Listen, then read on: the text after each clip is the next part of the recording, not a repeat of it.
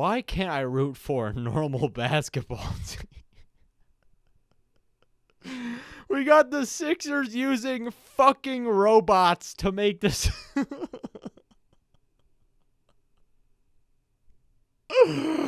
Oh my. I can't take this team seriously at all, man. I can't. I can't take it anymore. I thought a week's break was enough, but my brain cells are already melted. This basketball team, man, it gives you something new every day to talk about, man. It's priceless. The 76ers, bro. What is going on with this team? We have reverted back to the process. They are tanking once again. They lost to the Indiana Pacers. And throughout their amazing, fantastic tanking, we got to reveal that Daryl Morey and the Sixers actually use artificial intelligence to help them make front office decisions. And look, Daryl Morey he definitely knows a lot more about basketball than 99% of people on planet Earth, or probably most people or whatever. But he has drafted well for the Sixers, made good picks like, I don't know, Isaiah Joe, Tyrese Maxey, Jared McCain, Adem Bona, probably some other guys out there. But yeah, Daryl Morey's made good moves for the Sixers. But dude, these big splashes that he did over these off seasons, whether it was signing Paul George, yeah, dude, that Paul George contract, bro, I don't think that's definitely going to be a blot on Daryl Morey's legacy for the rest of his entire career. And I know, like, yeah, Sixers fans were saying that they were, excited about the move and that it was a good move or whatever. But that was assuming that the Sixers were going to be healthy and all that. And then you went and gave Joel Embiid a max contract extension as well. That is freaking insane. Daryl Morey, I think his job with the Sixers is definitely on the line. And yeah, some of his moves have definitely been head-scratching. And at a time like this, to say that you are using AI, you are asking for the fans to rip you to shreds, given how horrible this team has looked and how bad the Paul George signing and the Embiid extension have looked this entire year. It is just not a good look whatsoever. And also getting mad at the fans for not being more upset with them losing to the Knicks than the Celtics when, the Sixers lost in the first round to the Knicks. Well, the deal with that was that with the Celtics series, Joel Embiid, James Harden, and the rest of the Sixers pretty much quit. They could have won that series in 6 games, could have won it in Game 6 in South Philly, but Embiid and Harden crapped the bed. Embiid, it was one of his more healthy postseasons, yet he still got sunned by Al Horford in the clutch. Just got to call it how it is at this point, bro. This entire organization needs to be nuked, like figuratively.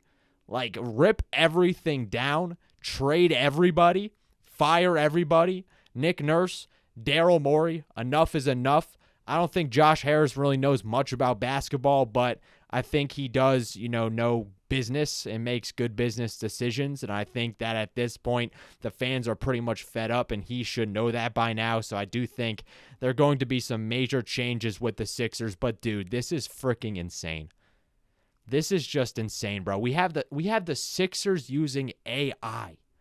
Does Sam Presti use AI? Does Danny Ainge use AI? Does Brad Stevens use AI at all?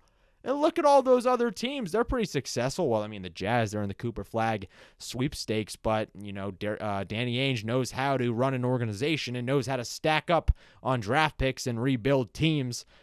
This is just unheard of, bro. The Sixers do so many things that are flat out unheard of. And yeah, whether it's a general manager using burner accounts to now front office members using AI to have a voice within the decisions that the team makes, it's just flat out ridiculous. This is satire, bro. This is something you would read on like some parody. Read or watch on a YouTube video that's like a parody or whatever. Read on like an Onion article. The Onion, the website where it's just pretty much all satire articles. That's what you would read it on. that if a sports front office is you asking robots for help or whatever. And yeah, Daryl Morey is a lot into statistics and all of that, but you got to watch basketball games too. Like, you can't just ask a robot and really consider it as a serious opinion because it doesn't watch basketball games. And I don't really think Daryl Morey has watched many basketball games. He just went into hiding when the season started and when the Sixers started to suck and everybody brought out all the pitchforks. Dude just crawled into a hole the entire season pretty much, and then he showed up on that analytics conference. I'm just so done with Daryl Morey. He's made good decisions with the Sixers, especially, bringing in the new GOAT, Quentin Grimes. But yeah, I think enough is enough with Daryl Morey and his time with the Sixers. And we also got Paul George being floated around in trade rumors, according to Amico Hoops. No, it's not Sam Amick, who is a more reliable source. I definitely butchered his last name. But yeah, no, this is Amico Hoops. And yeah, if these rumors are true and the Sixers are trying to trade Paul George, I'm glad. Because I don't want Paul George on my basketball team anymore because he just flat out sucks and is injury prone and has been flat out awful and is so washed and just so unentertaining to watch. And this entire season has been such a disaster. I don't even know how to approach the rest of this season from a content creation standpoint. It's not like anybody actually gives a shit about what I say, but but like, what do I do, bro? I can't talk about anything that goes on in the games. Like, the Sixers are just ripping dudes off the street and putting them in jerseys and telling them to go play out there. I mean, Adem Bona's been playing well. He's really good. I like Adem Bona a lot. Great energy guy. I think he could be a good center for the Sixers in the future. But then you got like Jeff Down balling out and Ricky Council. Like, where the heck was this in the beginning of the season? I know Nick Nurse is Doc Rivers 2.0 and doesn't really like young guys, but still, you could have balled out at a better time. Not when we're trying to tank, even though the Sixers tank has been going pretty well. They did lose this game to the Pacers, so that means I think they're back in the 5th spot.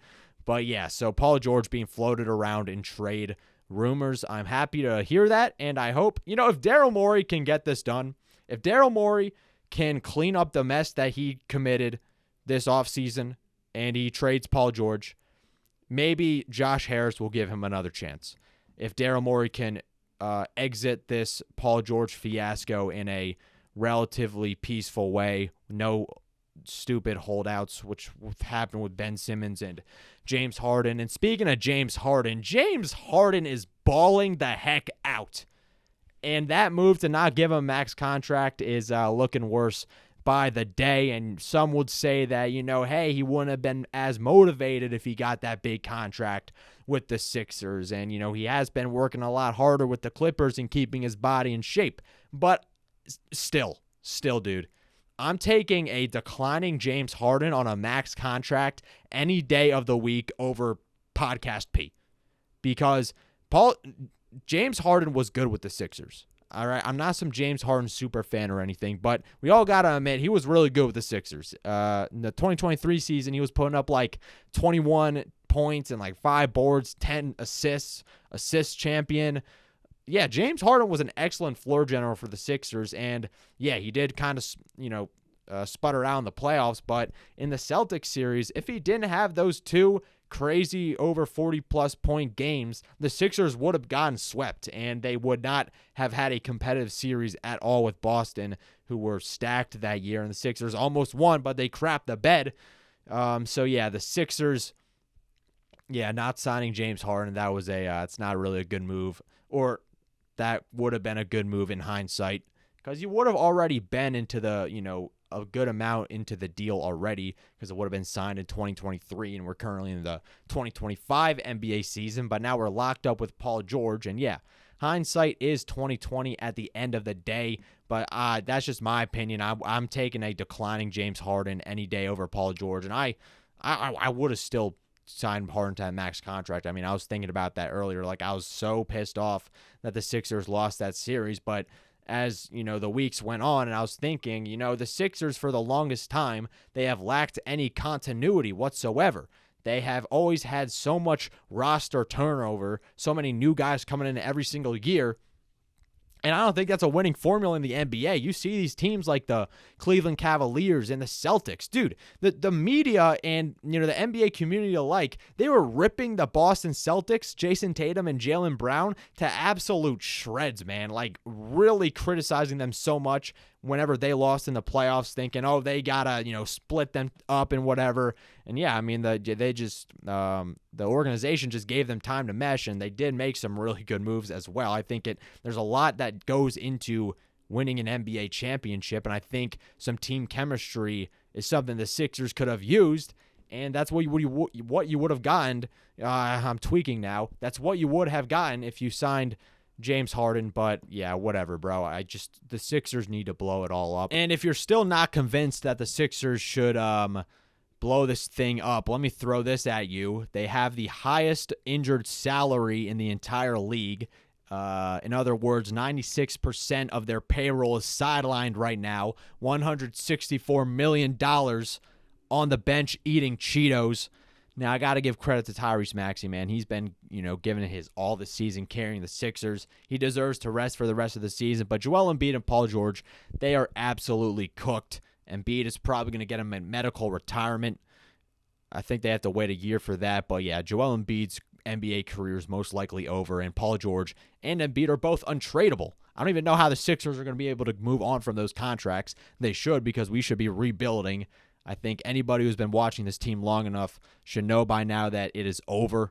There's no more reason to be competing with Joel Embiid at the forefront of the Sixers franchise. And this makes me go back to what Daryl Morey said in that same analytics conference about the Sixers fans, the Sixers fan base only being motivated by anger, which my response to that is, what else will we be motivated by? They haven't won a championship since 1983. They haven't made a conference finals since 2001. I wasn't even alive. For the entire duration of me being a Sixers fan, all they have done is tank and lose in the playoffs in the most embarrassing fashion ever. Every single time the Sixers get bounced out of the playoffs, they just discover new ways to become the laughingstock of the NBA. And that's all Sixers fans have had to endure through the Embiid era. Just countless stupid signings, stupid draft picks, things that have been out of their control. Guys just forgetting how to shoot because of stupid injuries or whatever, or Ben Simmons never developing, or trading Mikal Bridges for Zaire Smith or whatever, and Ben Simmons passing a wide open layup in the conference finals and then blowing a 26-point lead, and hiring Doc Rivers and keeping Doc Rivers for too long, and not firing Brett Brown and Ben Simmons over Jimmy Butler. I'm tweaking again, but just the Sixers are making me short circuit with how many stupid moves they have made throughout the process era, I guess. And yeah, us Sixers fans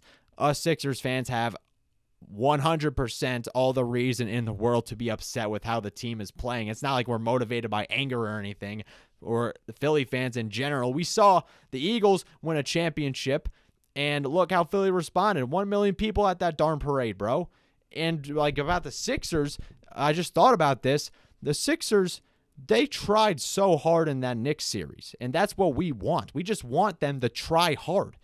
And yeah, they didn't win, but they were playing their ass off every single game. It was by far the most entertaining playoff series in that year, 2024. The Sixers and the Knicks, all of those games went down to the wire. It didn't fall the Sixers' way, but even when Embiid had, Bell's palsy and coming off the surgery and all of that, everybody on that team, except Tobias Harris in Game 6, was trying and just fighting, being super physical with the Knicks. And yeah, it didn't go their way, but they really gave it their all. In the Celtics series, they just rolled over and died.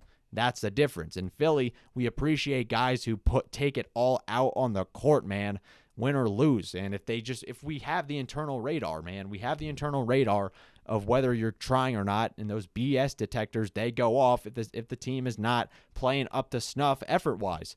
And yeah, it's just a ridiculous statement by Morey to make about Sixers fans only being motivated by anger. I mean, it kind of makes sense, because there's nothing that the Sixers have done to make fans happy. And, when Philly teams do win, we show the most love in all of sports. Cringe rant aside, the Sixers have been bumped back into the 5th spot in Tankathon, and that's great news, because they have significantly higher odds of keeping that pick the more they rise up this leaderboard. and I don't see them, surpassing the Pelicans or the Hornets or the Jazz or the Wizards, but I can see them securing that 5th spot. That's probably the best spot they're going to get, and if they can keep it, I am feeling pretty confident about them keeping that top 6 pick. But, yeah, their opponents in this tank are definitely the Toronto Raptors and Brooklyn Nets. The Raptors are still playing as of this recording, but it really wouldn't matter if they lose or win because the Sixers would still be at that number 5 spot since the Raptors have the better record with the Sixers this season. I don't think the Sixers even beat the Raptors once. I think they play once again this season. But yeah, the Nets are the Sixers' true opponent when it comes to tanking. They're really good at tanking as well. I do not think they play each other again this season. So the Nets, come on, just win a couple more games. And the Sixers just got to lose the rest of the season. And we get that 5th spot, get those good odds. And before we head out, let's just go sim this lottery real quick. There we go, number 2. Number 1 again for the Nets. Ugh. Let's go. Number 1. Ending it on a high note. Make sure to hit that like and subscribe button if you're new around here. I appreciate all the support. I will keep making Sixers videos no matter how garbage they are. And if you are a Sixers psychopath, I recommend you hit that like and subscribe button.